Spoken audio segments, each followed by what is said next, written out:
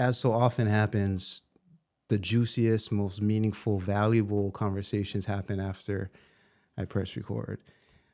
But this one, I had to press record again because this is the most, I think, I don't want to say valuable, but impactful part of what you do. And in a way, it ties into what I do, because these videos will be a record of these two fathers in time for when our daughters are our age and maybe parents of themselves, and see how we dealing with being parents and such. These videos will live on beyond the time of the people in them. And in that sense, you know, I just shared with you the story about Alex Yee. Shout out to Alex and his family. Someone who sold me this lens here. I bought this lens that's Makana's angle from him, and I'll just share that story quickly. But he sold me his lens. I went to his house in Mililani, got it. And then after, you know, we're texting, he's telling me how he's seeing 100 Bad Videos. I think I might have been in episode like 3, 4, or 5 or something. Early, like none of this was here. And he's like, man, it's cool. I love what you're doing. And I was like, bro, we should do one. We should do one, because I know him from weddings. We did wedding videos together. And so I was like, let's do one and we'll talk shit about weddings and, you know, from the vendor point of view. And he was like, yeah, let's do it. He died. Not even like 2 months after that conversation. And when I was having that conversation with him, I had no idea of the severity of his situation health-wise. He was already terminally ill, literally on his deathbed in a hospital. But I didn't know, just texting him, right? So in my head, I'm like, yeah, we'll do a podcast together. We'll kind of talk shit about the wedding industry and all that. Next thing I know, other people in the wedding industry are reaching out to me saying, did you hear about it? Hear about what happened? And we're talking about his, what's that called? Like ceremony of life. Ceremony, you know, and we're making these plans, and I'm just tripping because I'm like, the last conversation I had, we were talking about doing something like this. And I think about that every time. Not only do I look at literally that lens, but all the people who have been shot through that lens, and the significance of conversation being left for other people. And most, I think about Alex's child, who was so young at that time of his passing, and how valuable that conversation of Alex would have been to his child and his family. And it's kind of a regret of mine that I didn't act. Even if I did act, I don't know if he could have actually left the hospital to come here and do it. But how powerful would that video be to Alex's family? I always think about that. And as I share that with Makana, I realize, wait, this is kind of what you are face to face with, in that you're seeing children come in who might not leave. What kind of, just tell me about that. Yeah, man. It's, again, as far as perspective goes, right? Perspective is everything, how you look at something. And I have the perception through a lens of a healthcare provider in a hospital where kids get sick, and sometimes they don't get to leave, right? Or if they do leave, they're not the same kid that they leave with. And being faced with that on a daily basis really puts things, again, into perspective as far as what are the big things, what are the small things, what things do I wish I would have done, with my kid or with my loved one. What about the parents? Because you're, as a medical professional, you see what's happening with the child, and you can kind of get a good idea of where this child is going.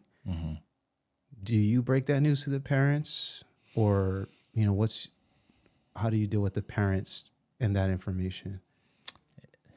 Yeah, man, it's always tough. Again, we are a healthcare team, so it's not, just me going in, but it's someone from the team. But we are talking with the families, and it's not always the best of news as far as their prognosis. And every time I step into a room, again, I picture, my boys and being on the flip side of that, and how I would want to be told, or just putting myself in that position. And so, never easy.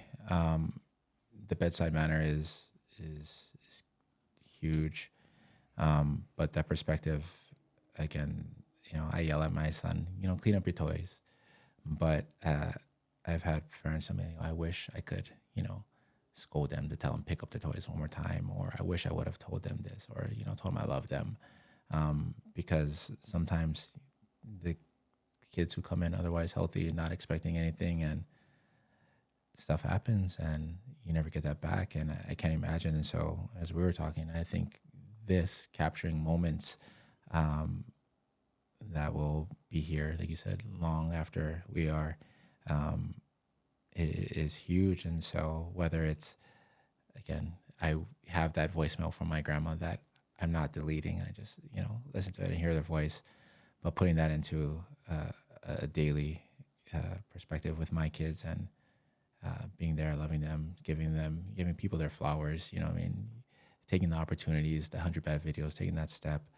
But just know that, again, don't wait.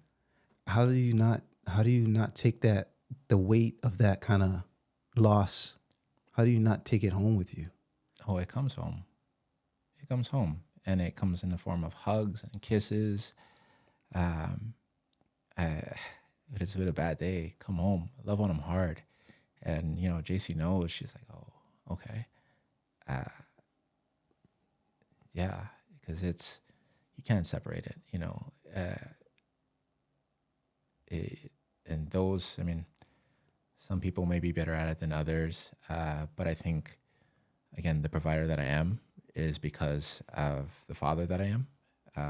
And so, again, bring it home, love all my kids, and again, don't wait, if there's an opportunity, or take it, Does your job offer, it's easy to, when we talk about PTSD, Yep.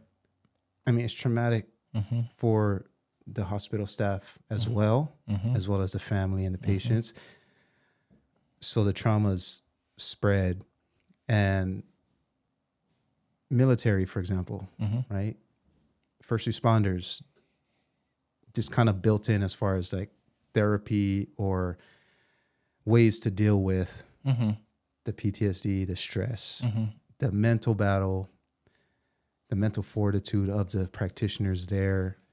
So what kind of structure, or what kind of support systems do you have as a medical professional? Yeah, they definitely, it's there, should you need it. And, if there's a passing or somebody, there's always that kind of huddle afterwards. And so, like, hey, is everybody, good? If you need to seek, assistance, it's there. So it is, and they are supportive.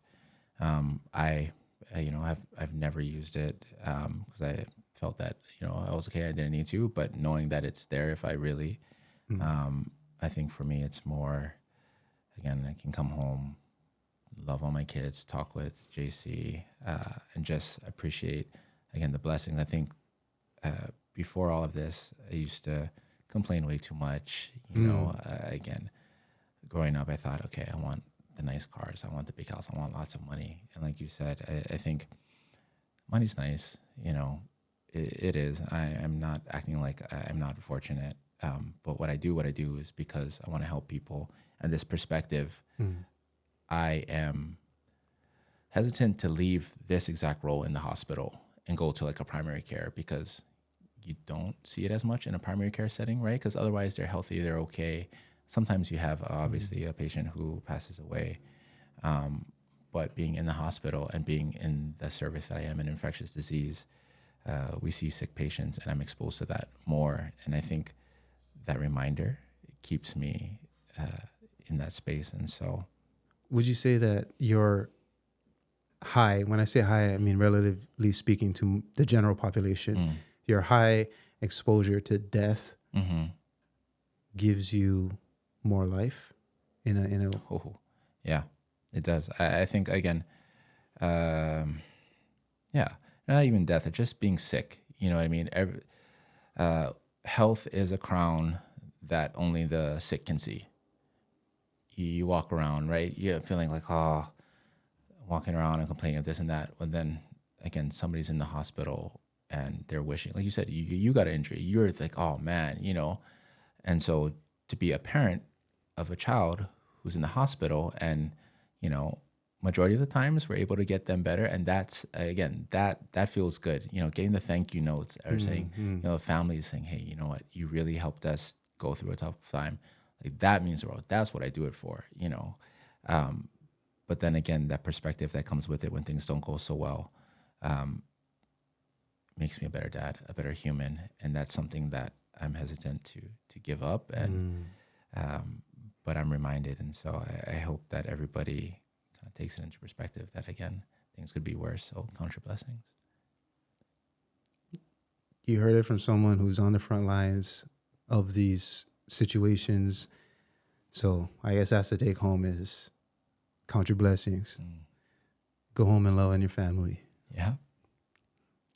And if you can, leave some video messages for your family. You know what I mean? Hey, like it's again, to give you your flowers. I think it's so dope what you guys are doing, you know, involving the family and capturing these moments. And that other idea, which I'm going to keep off camera because I want you, dude, it almost brings me to tears to think, again, of these kids, if you could capture them, you know, with their parents, or look, I'm not a gatekeeper. Like I'll say the idea because it's bigger than me. I think every hospital, especially what do you call them? Like not terminal hospital, but like hospitals where you're dealing with people who could be passing, especially create a set like this, different from their hospital bed, right? A little bit more dignity, a dignifying kind of set that's not a hospital bed. And it's not much. Everything in this studio, you know what I mean? Like is pennies to a hospital budget. Create a place where patients and family can leave video messages. Like how I explained my own personal story, literally everyone in a hospital, especially if you're in those kind of situations that you're dealing with, is priceless. To have your family members' voices, movements, messages. If you can, I would suggest one wide angle that you can see most of like head to toe. But even if it's like this, a medium, close, whatever the case, voice and movement are things that you're not going to be able to replicate. Why not preserve these things? And you can be intentional about the set. There's so many ways to do it from a logistical standpoint, but the bones of it are leave a message.